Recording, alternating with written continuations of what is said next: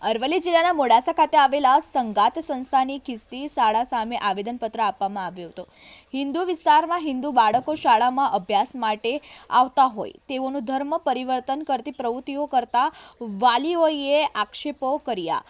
Modasa bypass road પર આવેલા Catholic ચર્ચની સંગાત સંસ્થાની ચાલતી સ્કૂલ સામે આવેદનપત્ર આપવામાં આવ્યું। હિન્દુ ધર્મના બાળકો પ્રત્યક્ષ કે પરોક્ષ રીતે આકર્ષિત ધર્મ સ્વતંત્રતા અધિનિયમનો ભંગ કરતી શાળા સામે આકરા પગલાં ભરવા ઉગ્ર માંગ કરાઈ હતી।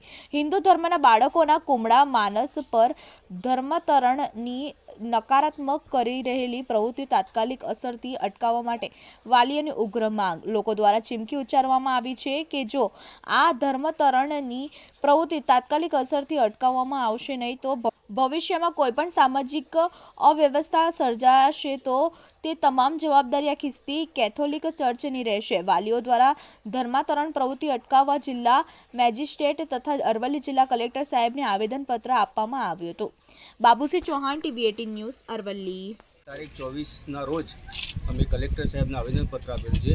ગામ મોડાસા સરોજનગર વિસ્તારમાં ડુંગરી ત્યાં ચાલતી સંઘાત સંસ્થા જે હિન્દુ બાળકોને ભણાવવાના બહાને ત્યાં બોલાવે છે અને પોતાના ધર્મ વિશેના એને પ્રચાર પ્રસાર કરતા હોય છે, જેવું અમારા ધ્યાને આવ્યું છે।